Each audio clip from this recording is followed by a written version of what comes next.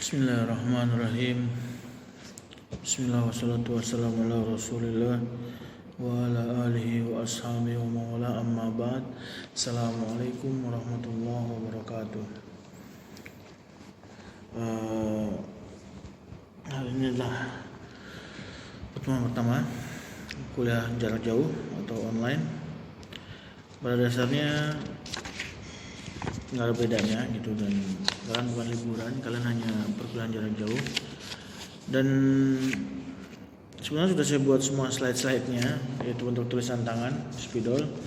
Karena kalau saya misalkan saya sampaikan di di sini, itu tulisan terbalik.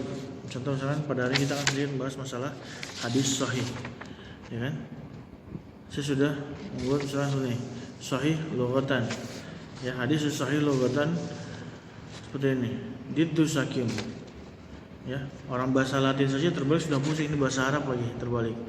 Tapi ini slide ini kalau ada yang pengen, ya, kalau kalian memang pengen, nanti foto kelasnya boleh minta, nanti saya fotokopikan atau fotokopi saja nanti. Tapi tulisannya seperti ini, semoga paham gitu kan, nanti bisa, atau nanti saya fotokan, saya sambil jelaskan. Tapi bismillahirrahmanirrahim, kita masuk tentang membahas masalah hadis sahih. Sama seperti pertemuan sebelumnya, bahwa beberapa pertemuan pertama, kedua, ketiga, atau bahkan keempat itu hanya sedikit sebatas pengulangan apa-apa yang sudah dibahas di semester pertama. Tapi yang pertama adalah hadis sahih. Hadis sahih adalah diddu sakim.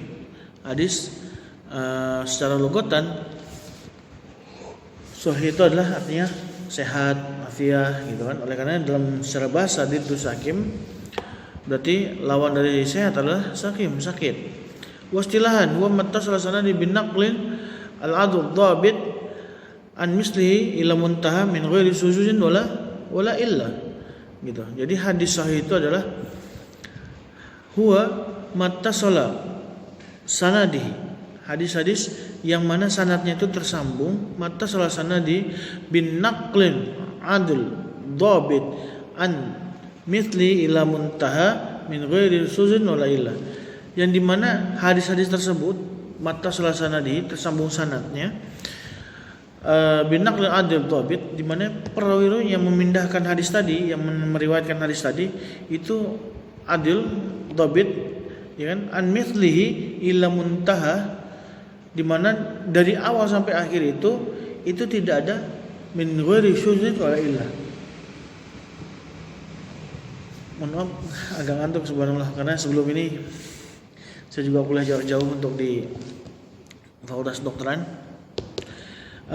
Jadi dari awal sampai akhir sanadnya tersambung, ya, dan di mana hadis-hadis tersebut diriwayatkan oleh orang-orang yang adil dan dhabit dan tanpa ada sujuz wala illah. Sujuz itu ada syadz, di mana periwayatannya tidak menyelisihi yang lebih dhabit. Berarti ini benar-benar hadis yang benar-benar rawi atau periwayatannya benar-benar dhabit adil, tidak ada lagi di atasnya. Itu adalah hadis sahih. Dari penjelasan hadis sahih tadi, itu kita bisa ambil kesimpulan bahwa syarat untuk hadis sahih, ini di slide power tidak poin gitu kan, tidak punya power dan tidak punya poin. Saya tulis di sini walaupun terbalik, anasir hadis sahih. Jadi dalam definisi tadi hadis sahih, kita bisa menarik kesimpulan bahwa hadis sahih punya unsur-unsur atau aspek-aspek di mana hadis tersebut bisa menjadikan hadis sahih. Yang pertama adalah hadis ittisalus sanad, ya, karena dari tadi definisinya adalah mattasala sanadi. Yang pertama adalah ittisalus sanad. Kalau dari salah satu sanad, entah itu ditabiin, entah itu ditabi-tabiin, ada yang terputus, itu sudah tidak bisa dikatakan lagi sebagai hadis sahih. Yang kedua adalah adl. Adl di sini berindikasi kepada sang perawi tadi itu adl, orangnya taat pada Allah, tidak pernah bermaksiat, ya kan? Itu bukan kita yang menilai, tapi kebanyakan orang mengatakan seperti itu. Misalkan Ja'far atau siapa, itu di kalangan masyarakat dikenal sebagai orang yang adil. Orang adil berarti orang yang tidak hanya adil gitu, tapi adil itu dapat dikatakan orang yang taat, orang yang tidak pernah neko-neko, orang yang tidak pernah mencari masalah, dia selalu taat pada Allah Subhanahu wa taala. Yang ketiga adalah dhabit. Dhabit berarti adalah quwwatul hifz. Gitu. Kalau misalkan diriwayatkan an Nabi Hurairah radhiyallahu anhu qala la yaqbalu Allahu salata ahadukum idza ahdatha hatta yatawadda, misalkan. La yaqbalu Allahu salata ahadukum idza ahdatha hatta yatawadda. Ada salah satu hadis misalkan, salah satu perawi misalkan itu salah dalam penyebutannya, berarti dia tidak bisa dikatakan dhabit. Dan itu bisa menurunkan nilainya hadis tersebut dari tadinya sahih bisa menjadi hasan. Yang keempat adalah duna syuzuzin wala illah. Ada yang memisahkan yang bisa jadi 5, bisa duna syuz, yang kelima menjadi duna illah. Jadi kalau saya gabung duna syuzuzin wala illah, tidak ada syaz dan tidak ada cacat. Jadi maksudnya syaz adalah misalkan seperti ini. Ada satu hadis yang diriwayatkan oleh fulan akan tapi periwayatan hadis ini menyelisihi hadis yang diriwayatkan yang jauh lebih kuat dari riwayat yang pertama tadi. Nah, hadis yang meriwayatkan yang pertama ini itu menyelisih hadis yang diriwayatkan oleh yang kedua. Ya, misalkan An-Nafi an Abdullah bin Umar itu termasuk An Malik An-Nafi an Abdullah bin Umar termasuk hadis yang sangat kuat. Ya, atau dalam Imam hadis disebutkan bahwa silsilah itu zahabiyah, silsilah emas. Ini hadis yang sudah dijamin kesahihannya gitu. Ada yang menyelisih tersebut, itu dikatakan syaz, menyelisih riwayat tadi. Yang selanjutnya wala duna syuzun wala illah, berarti tidak ada cacat. Dan maksud cacat misalkan dalam satu perawi, dalam satu tingkatan tabaqah, misalkan tabaqah tabi'in, di situ ada kecacatan misalkan wah ternyata si fulan ini tidak pernah bertemu dengan si fulan. Dari mana dia bisa menemukan hadis ini? Itu bisa menjadi catatan. Bisa juga cacat dikatakan cacat dalam satu riwayat itu perawinya itu ada yang muttaham, tertuduh pembohong. Itu bisa menurunkan derajatnya menjadi illah. Illah dalam sanadnya atau illah dalam rawinya. Itu bisa menjadikan turun derajat si hadis dari hadis sahih menjadi hadis hasan atau bahkan bisa menjadi hadis dhaif. Taib. Setelah membahas hadis sahih, kita berikan contoh bima jaa fil Bukhari an Abdullah bin Yusuf qala akhbarana Malik an Ibnu Syihab an Muhammad bin Jubair bin Mut'im an abihi qala sami'tu Rasulullah sallallahu alaihi wasallam fi salatul maghrib yaqra'u at-tur. Dikatakan Abdullah bin Yusuf, para ulama mengatakan wa huwa dhabit, hafiz, thiqah. Thiqah itu istilah para muhaddis untuk para perawi hadis. Jika dikatakan thiqah sudah tidak usah dipertanyakan. Thiqah itu berarti sudah terpercaya. An Abdullah bin Yusuf wa huwa thiqah.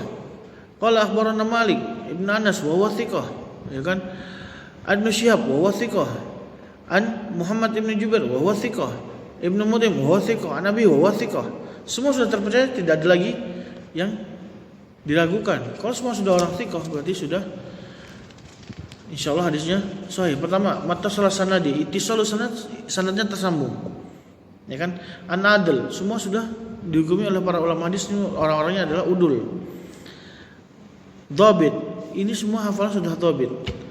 Bila ghairi syuzun wala tidak syaz, tidak ada ilah di dalam periwayatan, berarti hadis ini sudah termasuk dalam kategori hadis sahih.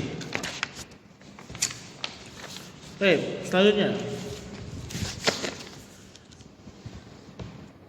kullu sanadin muttasil wa kullu rawi lahum sifatul adl. Tadi saya katakan bahwa tadi hadis yang saya bacakan tadi semua sanadnya itu tersambung, tidak ada terputus di sanad, dan semua rawi di situ lahum sifatul adl. Mereka sudah dihukumi oleh para ulama hadis bahwa mereka memiliki sifat adl. Abdullah bin Yusuf wa thiqah. Malik bin Anas wa huwa imam hafiz as-thiqah, sahibul muwatta'at. Ibnu Syihab wa thiqah, faqih wa lahu karam, dan dia orang-orang menjulukinya atau memberikan kehormatan pada dia karena dia sebagai imam fikih juga. Muhammad ibn Jubair wa thiqah, ya kan? Dan dia tadi la syaz wala ilah, tidak ada perselisihan antara rawi dengan rawi lainnya atau jalur lainnya, dan tidak ada cacat. Baik. Kita cepat saja, tidak usah terlalu bertele-tele, tidak usah ini. Kita langsung pada inti permasalahan. Jadi sehingga tidak membuat perkuliahan jarak jauh ini terlalu panjang lebar. Kita langsung masuk kepada tartibul ashahul hadis. Hadis sahih itu juga punya urutan-urutan sehingga dikatakan hadis itu sahih. Urutan paling tinggi hadis itu dikatakan sahih, benar-benar sahih. Urutan pertama adalah mattafaqa syaikhain. Ketika syaikhain itu maksud adalah Bukhari Muslim. Ketika dua syekh ini sudah ittifaq atau sudah sepakat bahwa hadis ini sahih, tidak ada yang lagi bisa mengatakan bahwa hadis itu hasan ataupun dhaif. Jadi derajat hadis paling tinggi tingkat kesahihannya itu adalah apa-apa yang disepakati oleh Bukhari dan Muslim. Mattafaqa sahihani. Ketika ujung hadis sudah dikatakan ittafaqa syaikhain atau muttafaqu alaihi, sudah disepakati oleh keduanya, maka sudah pasti hadisnya adalah sahih insyaallah. Yang kedua, setelah yang pertama tadi mattafaqa syaikhain, yang kedua marahu Bukhari wahdah. Jadi tingkatan sebenarnya kalau dikatakan lebih sahih mana Bukhari atau Muslim, maka kita katakan lebih sahih Bukhari. Oleh karena urutan kedua, hadis yang diriwayatkan oleh Bukhari sendiri itu urutan kedua. Lalu urutan ketiga adalah hadis-hadis yang diriwayatkan oleh Muslim sendiri. Gitu. Kalau yang pertama mereka sepakat berdua, yang kedua hanya diriwayatkan Bukhari, itu tingkat kesahihannya nomor 2, tingkat kesahihan nomor 3 adalah yang diriwayatkan oleh Muslim sendiri. Lalu yang keempat, matawaffara syartu syaikhain. Ada beberapa hadis tidak dimasukkan ke dalam kitab Sahih Bukhari, akan tapi syarat-syarat periwayatan hadis tersebut, syarat-syarat sanadnya itu sampai kepada sampai bisa dinamakan hadis sahih, itu sudah memenuhi syarat-syarat apa yang diterapkan oleh Bukhari. Apa yang sudah diterapkan oleh Syaikhain. Jadi Syaikhain ini Bukhari dan Muslim itu menerapkan syarat-syarat seperti ini sehingga hadis ini bisa dikatakan sahih. Akan tapi hadis sahih ini tidak dimasukkan ke dalam kitab Bukhari dan Muslim. Mungkin bisa jadi di kitab Abi Daud, bisa jadi di kitab sahih-sahih lainnya seperti Sahih Ibnu Huzaimah, Sahih Ad-Darimi dan sahih-sahih lainnya. Yang kelima, mattawaffara fi syartul Bukhari. Apa-apa hadis yang sudah terpenuhi syarat-syaratnya yang disyarati oleh Bukhari. Yang nomor 4 tadi syarat-syaratnya apa-apa disyarati oleh kedua syekh tadi, Bukhari Muslim. Yang kelima, hadis yang syaratnya terpenuhi apa-apa yang disyaratkan oleh Bukhari. Yang keenam, hadis yang terpenuhi syarat-syaratnya apa-apa yang disyaratkan oleh Imam Muslim. Jadi mereka punya syarat masing-masing. Tapi kalau sudah terpenuhi syaratnya keduanya, itu masuk ke kategori nomor 4. Hadis sahih kategori nomor 5 memenuhi syarat-syarat yang ditetapkan oleh Bukhari. Hadis nomor 6, hadis yang syarat-syaratnya terpenuhi oleh syarat Muslim. Nomor 7, masahal hadis inda ghairima walam yuwaffar syartuhuma. Yang 7 ini adalah hadis-hadis yang sahih, ya, perhatikan, hadis-hadis yang sahih akan tapi tidak memenuhi syarat-syarat Bukhari. Hadis yang sahih, ya, inda ghairima, yang menurut selain mereka berdua itu sahih dan tidak memenuhi syarat-syarat mereka berdua. Sama seperti halnya Sahih Ibnu Huzaimah, Sahih Ad-Darimi dan sahih-sahih lainnya.